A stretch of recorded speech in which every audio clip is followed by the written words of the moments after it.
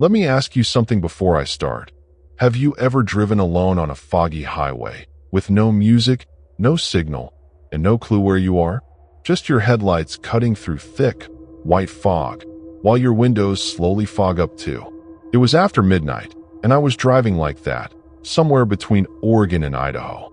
That's when I saw someone standing by the side of the road. I should have kept going, but I didn't. I picked her up, and my life changed after that. It happened last winter. I was heading from Portland to Boise for a job interview. I didn't want to waste money on a motel, so I packed snacks, brewed some strong coffee, and started the 7-hour trip around 8 p.m. For the first few hours, the drive was easy. But after 11, things started to change. Fog rolled in out of nowhere. Thick and heavy. I could barely see 10 feet ahead. Trees looked like shadows, and road signs flashed by like ghosts. Then my GPS stopped working. No signal, no map, nothing but me and that fog. It was a little past midnight when I noticed her. At first, I thought it was just an animal, something gray and still by the side of the road. But as I got closer, I saw it was a woman. She was just standing there, completely still, wearing a pale coat that blended into the fog. Her long black hair hung down, and she wasn't carrying anything. No flashlight, no bag. I slowed down, confused. Why would someone be standing alone out here in the cold? As I got closer, she raised her arm and pointed straight ahead. She wasn't asking for help. It felt more like she was giving an order. Every instinct in me said to keep driving, but I didn't. My hand unlocked the door. I rolled down the window and asked, "Are you okay?" She didn't say anything, just kept pointing. I don't know why, but I opened the door and said, "Do you need a ride?" She stepped in without a word, sat down, buckled up, and continued pointing forward. The silence inside the car was heavy. I tried to talk, asked where she was from or where she needed to go, but she never answered. She just stared out the front window with her arms still raised. Her coat looked wet, and her shoes were muddy like she'd been standing outside for hours. I asked again, "Are you okay?" That's when she turned her head slowly to look at me. Her eyes were dark. Not just normal dark, unnaturally dark. And then she smiled. A quiet, closed-mouth smile that felt completely wrong. My skin crawled. I gripped the steering wheel and kept going. I told myself maybe she was just scared, in shock. But deep down, something about her didn't feel human. We kept driving in silence, the fog getting even thicker. I noticed the road signs had no words on them. Completely blank. I checked my GPS again, still frozen. Then, she suddenly leaned forward and pointed harder, like she wanted me to stop. I looked ahead and saw a small roadside memorial, a white cross, some dead flowers, and a faded photo nailed to the post. I pulled over. The fog around it felt even heavier than before. I turned to ask her what it was, but the passenger seat was empty. She was gone. No sound, no door opening, just gone. I jumped out of the car and looked around, calling out like a fool into the fog. Nothing, only quiet wind. I walked to the memorial. The photo was damaged from water, but something about it made my heart stop. The coat, it looked exactly like the one she'd been wearing. I backed away scared, and then I heard something, not from outside, but from inside the car. A voice. It whispered, "Keep going." I turned back in shock. The car was still empty, but the radio had turned on by itself. Through the static, I heard a soft voice say, "Turn around." I panicked and drove away fast. My hands were shaking. I didn't care where I was going anymore. I just needed to get away. But then, 10 minutes later, I saw it again. The same memorial, same flowers, same photo.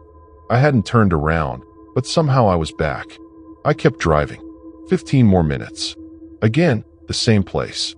Over and over. Like I was stuck in a loop. I started breathing hard. My mind was spinning. Then, I heard breathing. Not mine. It was coming from the back seat. I looked in the rearview mirror, and there she was, sitting behind me. Her head tilted, same pale coat, that same terrifying smile. But now it was wide. Too wide. Her eyes were pitch black. She leaned forward and whispered, "Do you see it now?" I screamed and hit the brakes. Jumped out of the car, heart pounding. I looked back, no one there. Again, I didn't know what was real anymore. I grabbed my phone. One signal bar. I called 911. A woman answered, asked for my location. I looked in the mirror and froze. The road behind me was gone. No fog, no highway, just a black forest. A forest that wasn't supposed to be there. The voice on the phone asked for my name. I looked up and saw her again, behind the car. This time, she didn't point. She waved. A slow, final wave. And then nothing. When I opened my eyes, I was at a gas station. My car was off. The sky was light. A cop was knocking on my window, saying I'd been parked there for hours. The road looked normal again. But as I drove off, I checked the mirror, and for just a second, I saw her, watching me, smiling.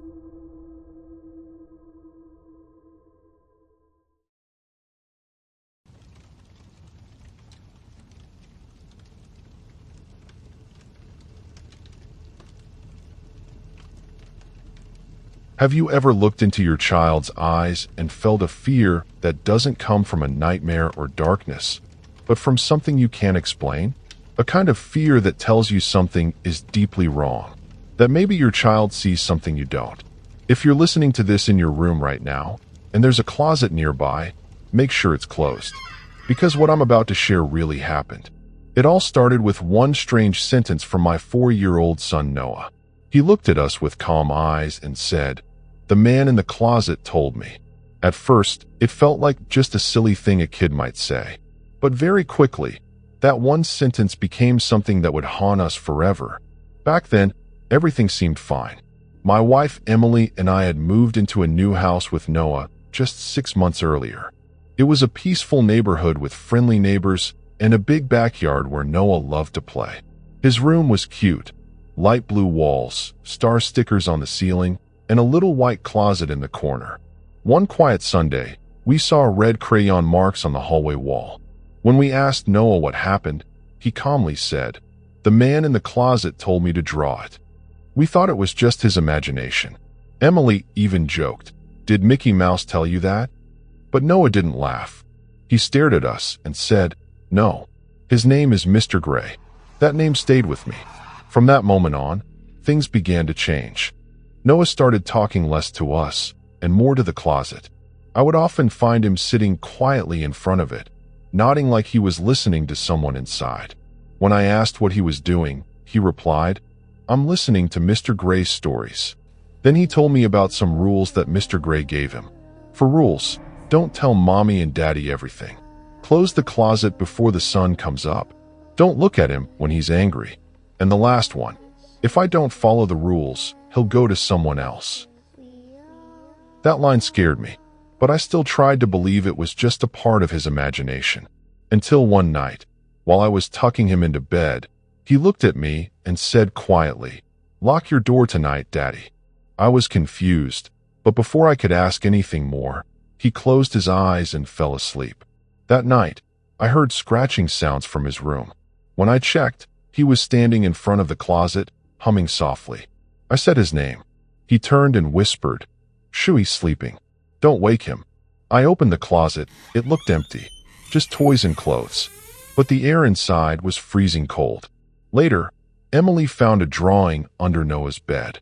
It showed a tall, faceless man inside the closet. His hands were blood red, placed on a small, crying child's shoulders. Noah said, "That's Mr. Gray. He told me to draw it so you'd remember when he comes." From then on, Noah refused to sleep unless the closet door was tightly shut.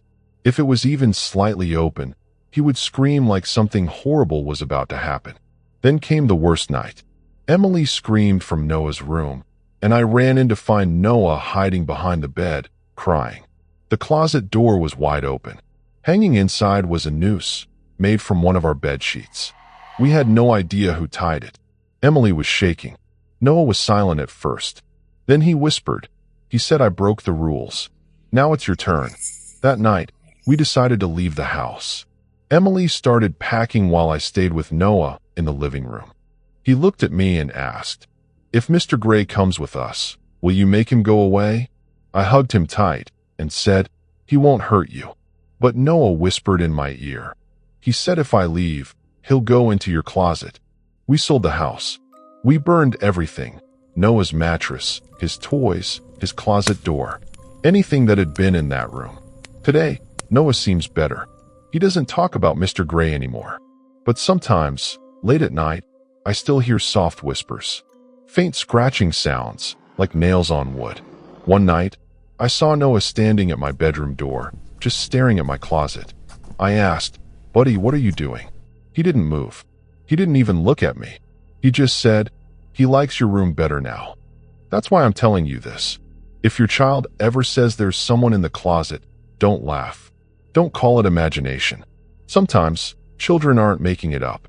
Sometimes, they're warning you before it's your turn.